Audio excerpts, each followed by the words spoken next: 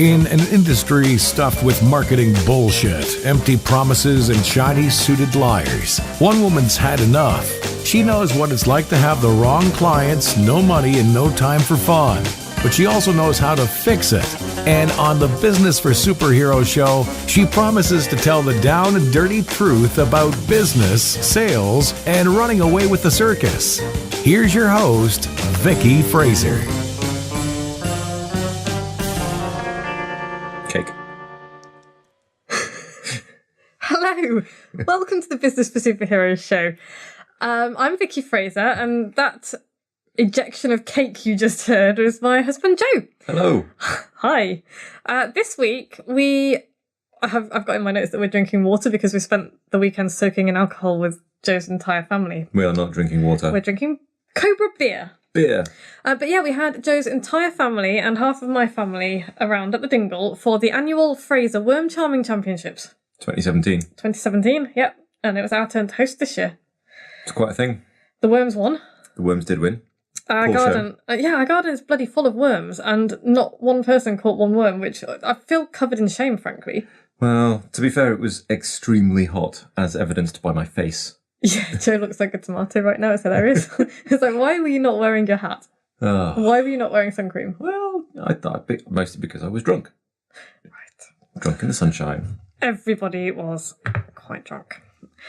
So anyway, this week... What are we talking about? We are talking... Well, resistance is futile. Right. That was a very bad Borg impression. You do it. You do a Borg impression.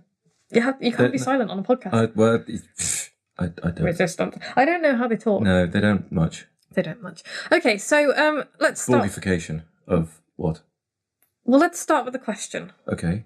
to the listener. Why do you still listen to this podcast? Would that be it? That's a question. Let's move swiftly on. Do you make excuses? Do you make excuses, Joe? Yeah. Yes. Yeah. So there are kind of serial excuse makers, and I'm talking about the kind of people, and we all know people who do this, or people who never do anything because reasons. So, they've got many, many reasons for not doing all of the things. I'm going to give up cigarettes after Christmas. I'm going to... Or, people who are like, I would love to do thing. I would love to do this. Think of a thing. A thing? I would love to... Kilimanjaro. Oh, okay. This is something I get all the time. Oh my God, you're amazing on the trapeze. I would love to be able to do what you do. Right. Okay, so why don't you? Oh no, I couldn't possibly. I haven't got enough body strength. Well, that's cool because you start right at the beginning, and you build this strength, and you start with really simple stuff, and then you work up. Oh no, I couldn't possibly because reasons, or it'll be I really hate my job, and I wish I did something else. Well, okay, cool. Why don't you do something else? Yeah. Oh, I couldn't possibly because reasons. Yeah. And so, yeah, there's there are people, I mean, sometimes people have genuine reasons for not being able to do stuff, but there are people who seem to always have constant reasons for not doing stuff, right? Absolutely. Very good reasons for never doing anything. Yeah, and we all know people like that. And if you are one of those people, this episode isn't for you. In fact, this podcast probably isn't for you. And in fact, this entrepreneurial life probably isn't for you.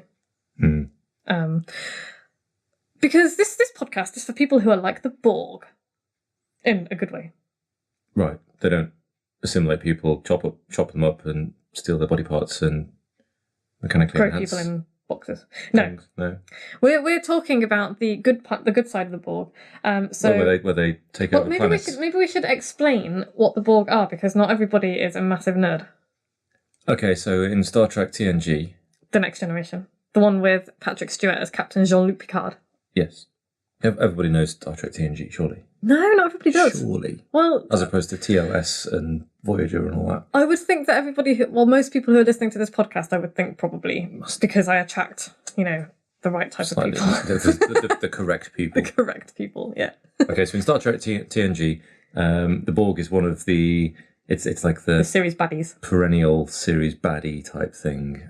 Think of the Daleks in Doctor Who. They kept coming back, and there was always, sooner or later there'd be a Dalek episode. And then there was a film about them, and So there's a Borg. The Borg always kind of comes back. and they're a really good baddie as well because they are genuinely menacing. They are kind of scary. They're sinister. They don't get beat, really, do they? No, because they're a hive mind. But yeah, that you've just hit the nail on the head. They don't get beat. And, one of the things that they say to people when they capture them, when, they've assimilated entire races, entire species into their kind of collective hive mind. But one of the things they say to people is resistance is futile. Because, for most people it is. Let me get this straight. This is where we're going with this is that's a good thing. Mm-hmm. And businesses should be more Borg. Yeah, be more Borg. Right. Yeah, so people for whom resistance is futile, basically. And that's the good side of the Borg is they never bloody give up. Right. And that's kind of what we're talking about. So they do change their strategy though. They do change and they do learn. And they do learn. And that's a really important point. That's not even in my notes, Joe. I know. This is why you're here. I've got the insights. Yeah, that's a really good point. Because just remember that Einstein's definition of madness was doing the same thing over and over again and expecting different results. So, we're not talking here about the Borg don't just do the same thing over and over again. They adapt. They adapt very bloody quickly as well. So it's like, Worf might fire his phasers at maximum tickle. You might get one of them. You might get one of them. You might even get two, possibly, but you won't get three. Yeah. Because they'll have adapted their defences that quickly because they've got the hive mind collective. And we'll come back to that because we'll come back to groups in a moment because that kind of groupthink is incredibly valuable. Anyway, but that was kind of my first question. So, do you ever make excuses? Of course you do. We all make excuses sometimes. I'm very busy. Got lots on. Very, very busy. And it's like, I haven't got time. It's like, no, you haven't made time. And, my excuse for not having written my novel and my, my serial novel yet is like, I haven't got time. It's like, that's bullshit. I haven't made time because I've been freaking out about it. Because it's like, despite the fact that I can teach people how to write business books and do it very well, and I've written like 10 business books for myself and my clients, when it comes to sitting down and writing a novel, I'm like, I have to write a novel. And it's like, clearly I'm not going to write a novel like that because it's just this massive thing. So that's what we're going to talk about today. We're going to talk about resistance. That feeling where you really want to do something or you set out to do something and you genuinely want to, but something is holding you back and you're not even quite sure what it is sometimes. Do you ever get that feeling? Yes. I get it on big, complicated things where other people hold the information and it's very difficult to winkle it out of them. And so, you got to write a big system definition document or something and it's just like this big, heavy, ugly thing that needs doing. You're the person who needs to do it. But and sometimes you even get it when you're doing fun stuff. So it's like, we've both been there. It's like, it's Friday. It's like, right, you're going to be home in time because I do pole dancing on Friday and you do jiu-jitsu. And you're like, I'm really tired. Should we go? And I'm like, no, we have to go. And there's that, and we both know that we're going to have a real good time when we get there. But there's that kind of resistance. Well, maybe you won't because you'll get kicked in the head a lot. But I have a really good time. Although I've got like amaze bruises up my arms at the moment. We just get hurt. Anyway. But there's that kind of resistance that you don't even necessarily know what it is that's stopping you. It's like, it's like those dreams that you have where you're running through really thick air, know? Jesus, we could have a little interlude about my toothpaste nightmares of childhood. Oh, tell them about Joe. Joe had this recurring nightmare that's actually freaky. It was pretty sinister. So, okay, imagine a tube of toothpaste, but you don't get to see the actual tube. You just get to see the toothpaste being extruded towards you. And so it's a really clean, white, glistening cylinder, 2 or 3 feet in diameter, that just gets longer and travels towards you inexorably. But yeah. And you can outrun it, but sooner or later you stop, and it's just because you have to go to sleep. It's just slowly getting closer to you. Oh, that's like. That's if there are any childhood nightmares. People, if there are any like woo-woo fest dream interpreters out there who wish to interpret Joe's dream for him, then we'll welcome emails. It's vicky@vickyfraser.com. Yeah, it kind of reminds me of the Weeping Angels. Yeah, it was quite. Because that was a horrifying Doctor Who episode that still freaks me out. Anyway, interlude over. Podfly guys can put a little bit of music up before and after that if they wanted to. Ding ding ding. Okay, back in the room. But yeah, that kind of feeling that you don't even know what it is that's holding you back from doing something, but it's just there. And that's resistance. There's no reason, just a vague inability to kind of get started.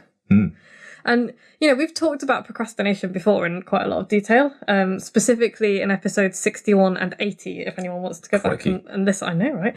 If anyone wants to go back 80? And listen. 80? Yeah, this is episode 83. Jesus. I know. And probably we've mentioned it in many other podcast episodes as well, because procrastination is something that everybody suffers from to a greater or lesser extent. But today we're going a bit deeper and looking at one of the causes of procrastination, which is resistance. Okay. So what causes resistance? Come on, Joe, chuck some what causes resistance reasons. Oh, Jesus. Other fun things to do instead. Well, that's not really, because no, you kind of hit on it earlier with your massive project of thing. Oh, something of such a scale that you struggle to knock it into lumps to get started. Yeah, so that's overwhelm, really. That's, you've got a thing to do. And you also touched on it with the lack of information as well. So when other people have got the information you need, that's a resistance. That's a cause of resistance. And I guess we spoke about this last week, didn't we? The perfectionist. Yeah, the perfectionist finds it very difficult to start because it might not be perfect. Yeah, that's tough. That's fear, I guess. That resistance, actually a massive problem, a massive reason for resistance is fear, which is kind of linked to lack of clarity, lack of focus. You're not quite sure what you're doing and why you're doing it as well is really important, which is something that I discovered last week, actually. I had a chat with Mark, my business buddy, and, we were just talking about stuff, and it's kind of like, well, why are you doing this? Why are you doing that? What do you want out of life? What do you want out of your business? And it just knocked me back on track again, because I got so embedded in doing stuff for the sake of doing stuff. Yeah, things that needed doing. I'd forgotten why I was doing it. And so I wasn't getting much done because I'd forgotten why I was doing it. Yeah. And, that was a big problem. So, so there's loads of stuff that will cause resistance. Lack of clarity, lack of focus, unclear goals, no why or no clear why, or you've lost your way. Tiredness, simple tiredness. Yeah. And exhaustion, overwhelm, like you said, your big project, lack of skills. If you genuinely don't have the ability to do this thing. If you genuinely don't have the ability, or you think, or you perceive that you don't have the ability, they're not the same thing. And that goes with lack of confidence, because, often people are very capable of doing stuff, but they don't feel confident enough to. Lack of knowledge, lack of control if there's stuff that's out of your hands. And, if you think, okay, well, I'm kind of waiting for other people to do stuff, you use that as your reason to not even start it, when usually there's a lot of stuff you can do on your side of things. And and that helps them with their overwhelm and their big blank piece of paper that they're looking at. Yeah, it does. And that will bring us to strategy 1 in a moment. So for kind of overcoming resistance. But the thing is, if you've got overwhelm or lack of skills or lack of knowledge or something, we tend to try and solve a problem by throwing more knowledge at it, by throwing more information at it. And that just compounds the problem, because often that's not the real problem. It's a perceived lack of skills, knowledge, or confidence. So, we make things worse for ourselves because our brains are ridiculous. They're very good at self-sabotage. So, for sure.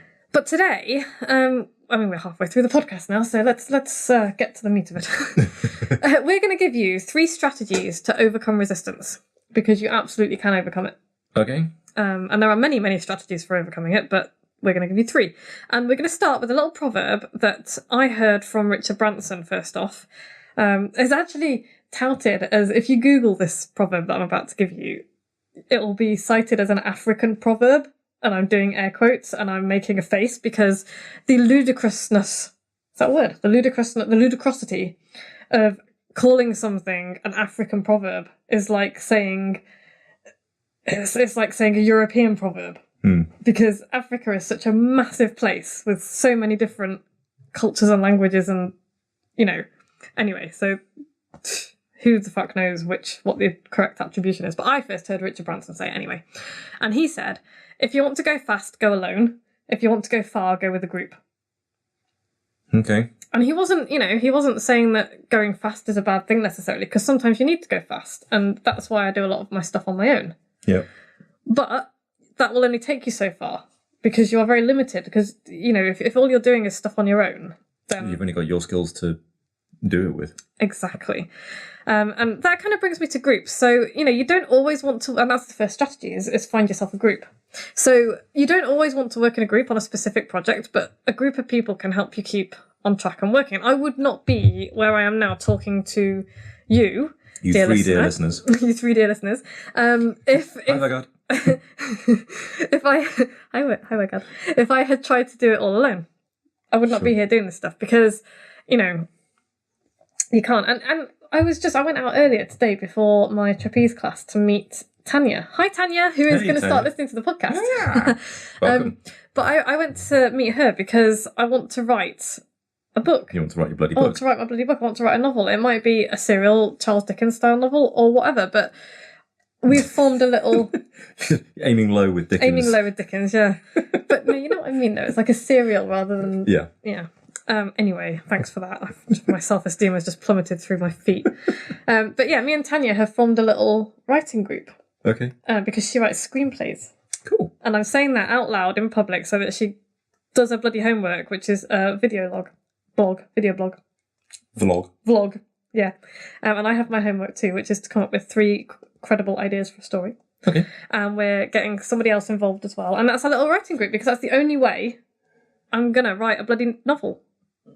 Accountability. Other people. Yeah, and that's the thing. So, why a group?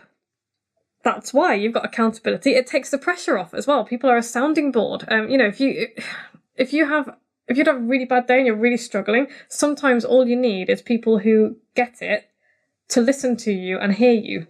Not just listen, but actually hear and kind of acknowledge that, wow, that sounds shit. Yeah. And that can be all you need. But if you're suffering on your own in a room, then it just builds up and builds up and builds up. So it's a release, a group is. Support as well, like-minded people who encourage you and cheer you on and who pick you up when you falter. So, this writing group is going to be, I can't think of anything. At which point, the 3 of us or the 4 of us or whatever will sit down and be like, well, okay, idea. Mm-hmm. And, we could take that idea and do that with it. And, yeah, that's how groups work. And also, perhaps, the most important part, like you said, is learning from other people, from their experiences. Because if it's just you on your own, it's just your brain and your experiences. Yeah. But if you are, if you've got a group of people, then it also kind of alleviates the pain of making mistakes as well. Because we were brought up in Western society, we were brought up to believe that mistakes are a bad thing, which is bullshit and it's very damaging. Make no mistakes. Make no mistakes. And it's the only way we learn. But that kind of, a group will alleviate the pain of that because you can learn from other people. We can learn from each other's mistakes. And it means that you don't have to make that same mistake yourself. So that kind of softens the blow of making mistakes. But yeah, groups are amazing. I mean, the Da Vinci cartooning course. Look how far I've come in, 8 months, 9 months or whatever.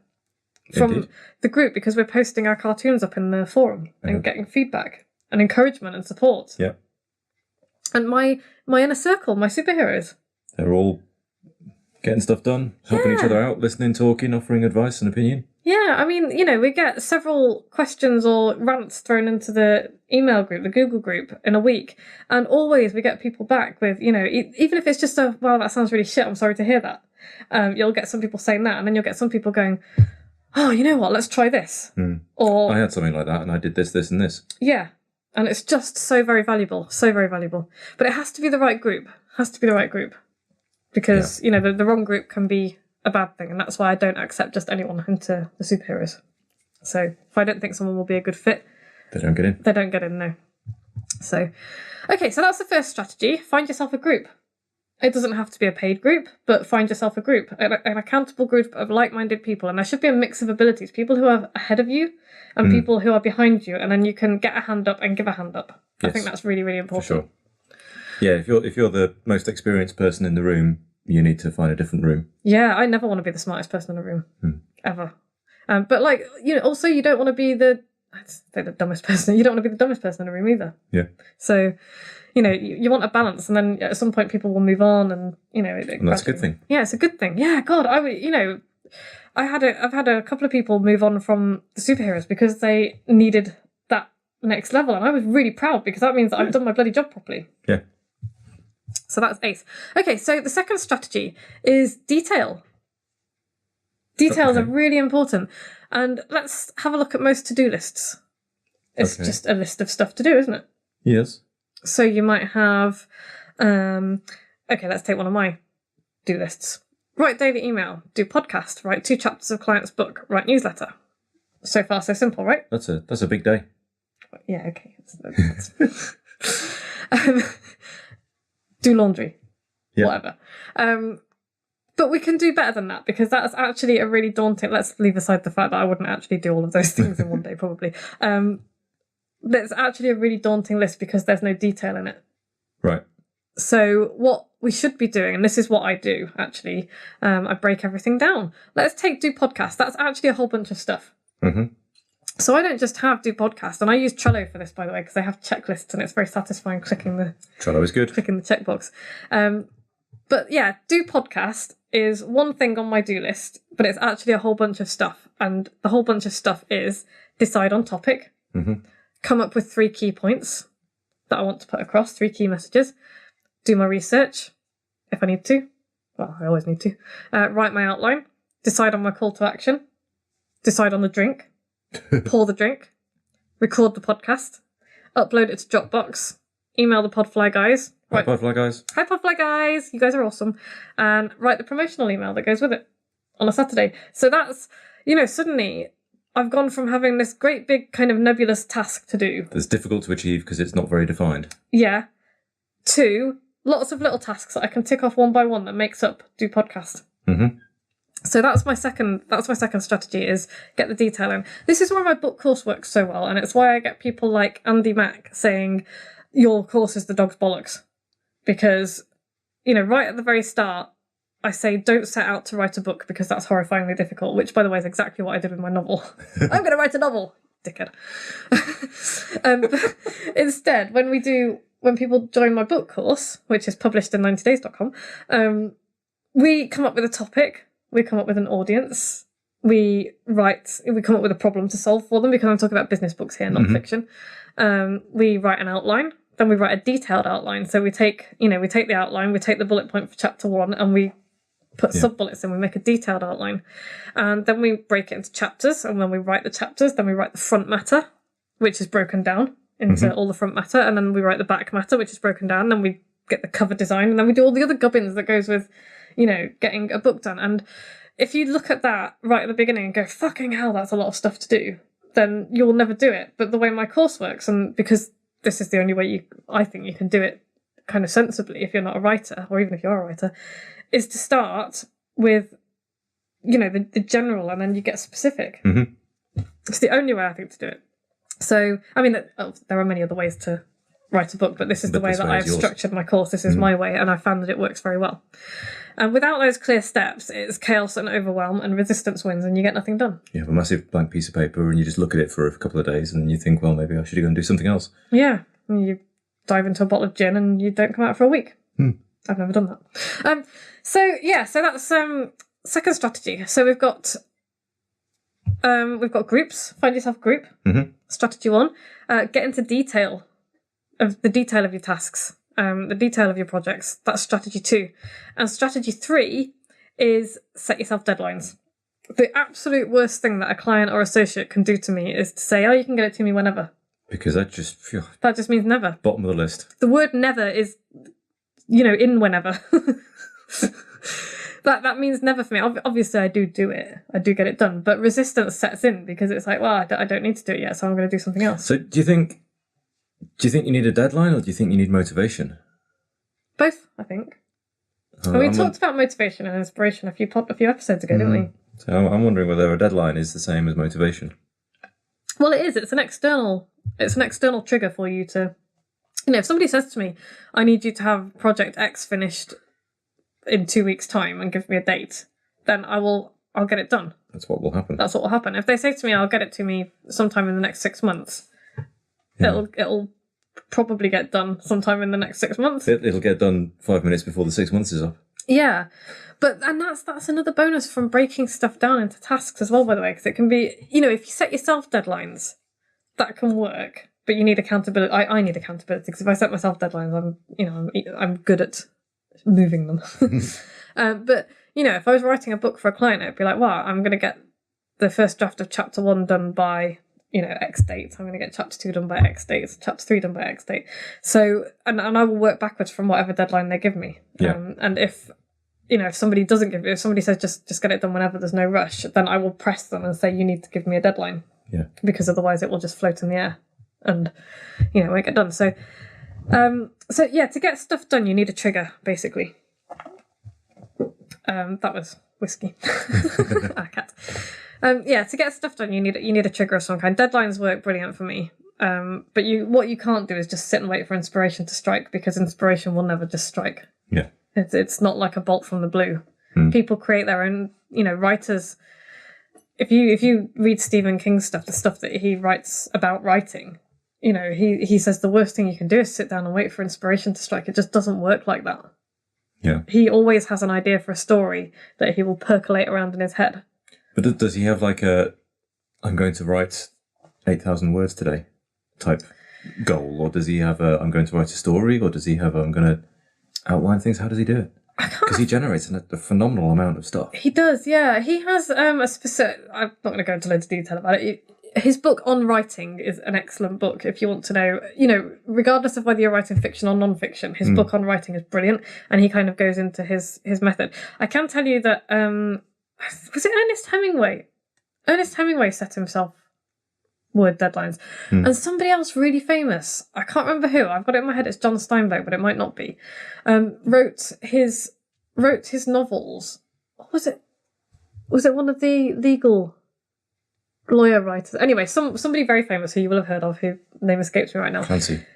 No, wrote his first novel on the train on his way into work in the morning. Yeah. And that was the time. It was like most people sit and stare into space. Yeah. He used that time to write his Listen novel. to ridiculous podcasts. Yeah. Hello, people on trains. So yeah, hi people on trains. But yeah, so that's kind of another. It's like if you think you haven't got time to do something, that's bullshit, because that dead time that that you are commuting, even if you're driving, you can use that time to write. I think, because you can set up something like Dragon Dictation on your phone and speak into your phone. Give it a couple of years, we'll all be in driverless cars doing whatever. Yeah, but there's loads of. It's like dead time is a massive time waster. I always have a book in my bag. If I'm standing in a queue, you always have 4 or 5 books in your bag. Okay. But if I'm standing at a queue in airport security, I'm not just standing there staring into space. I'm either people watching and making up stories about people, because that's what I do in my head, or I'm standing there in the queue reading a book, because I don't, I don't want to waste the time. Anyway, so where did we? That was 3 things. We've got a group. Yeah. Which support. Yeah, and advice, encouragement and accountability. Accountability. You've got Detail, yes, which takes away your massive blank piece of paper and a huge mountain of thing. Yeah. And breaks it into bits that you can actually achieve. Yeah. And you've got deadlines, which to my mind could just as easily be satisfied with motivation. Well, so a deadline is a form of motivation. But yeah, you need something to push you to do stuff. You need to actually have a reason to get it done. Yeah, and that kind of comes back to your why as well, which is one of the causes of resistance. Yeah, if you're not sure why you're doing something. It could be massively passionate. It could be, you need to pay the mortgage. It could be all kinds of things. Yeah, I think deadlines are a good one, but I think that's only an example of. Yeah, it's like if you were like, shit, I've got to get the roof repaired and it's going to cost me $5,000. It's like, well, that's a really good incentive to put together a really quick course and sell it for for 500 quid. Get it out the door, bring it in. 10 people. So that's that kind of external motivation, external deadline is good. And if you don't have an external deadline, and it's not always possible to have one, then you set one for yourself and you make it concrete. Make one up and share it with your group so they'll badger you when you start looking a bit sheepish. Yeah, and that's the thing is, it's kind of like, if I set myself a goal and I make it public, and then I have to come back and say I haven't achieved it, and my reason for having not achieved it is just because I couldn't be arsed. You just didn't get around to it. It's like if I break my leg, then my group will forgive me. But if it's just I didn't get around to it, then I'm going to look like an idiot. Can you not write with a broken leg? Well, I'm assuming there's going to be a certain amount of hospitalisation. Last time I broke my leg, there was a certain amount of hospitalisation. Okay. It was real bad. Can't write in hospitals. Well, we didn't have the internet back then. Well, we did have the internet back then, but not in the same way. Anyway. Moving on. So So yeah, 3 strategies for overcoming resistance. You need to be the Borg, basically. Resistance is futile. But we all encounter resistance at times. So get yourself a group of people, like-minded people. Go into detail. Don't just have like a massive thing to do. Break it down into small and manageable tasks. And set yourself deadlines or the equivalent of deadlines. Give yourself a really good reason to do it. I think for me as well, one of the things that's kind of key is to recognize in yourself that you are facing this resistance. Yes. And then you can kind of go, right, I am facing resistance and I have strategies. Here are my strategies. I am going to apply them. Yeah. Rather than sort of blindly just feeling a little bit like you haven't quite got it done yet. Yeah. You need to kind of acknowledge the fact that you are procrastinating, you are feeling resistance. You need to do something about that. That's a really good point, because I was feeling all kinds of resistance a week or so ago. And it wasn't until I sat down and examined why I was feeling that resistance that I managed to overcome it. And you can it do was something about it, you can remove it, you can work around it, whatever. But you need to, just be honest with yourself and notice that it's happening. Yeah. And then you'll be able to fix it. So cool. Well, that's the end of that. If you want help, if you're looking for that group, if you're looking for that group, then apply to join my small business superheroes. We'd love to have you. If you're the right kind of person. If you're listening to this podcast, you probably are. This stuff that we do on the podcast and in my daily emails is just the surface. In the group, I will show you how to build the skills and mindset that you need to. The technical stuff to get it done, the contacts to help you through. Contacts to help you through, yeah. Referrals is an amazing perk of being in this group, as Julia will tell people. And that's vickyfraser.com/inner-circle. You can find us there. If you liked this podcast, please go to iTunes. Please go to iTunes and leave us a review. We would love you for it, and it will help other people find the podcast and laugh and learn. Or please share it. Yeah. If you don't want to leave a review, share it. If you know someone who'll enjoy this nonsense, send them a link, vickyfraser.com/podcast. Do so. Yeah, I think that's that, really. Anything else? Next week, what are we going to talk about next week? I didn't know what we were talking about this week. You didn't, that's true. I have a list somewhere. Next week, we are going to be talking about creating feelings in buyers. All the feels. All the feels, yeah. Marvellous. Feeling your buyers. Feeling your buyers, yeah. I've helpfully got no comments on that one, so. Okay, well, we'll make that one. Okay, thanks for listening, guys. Really appreciate it. Leave us a review if you. We'll stop. Yeah, stop. Thanks, guys. Thanks. See you same time next week. Bye. Bye. Like what you've just heard? Tell your colleagues, tell your friends, send them to www.businessforsuperheroes.com/podcast.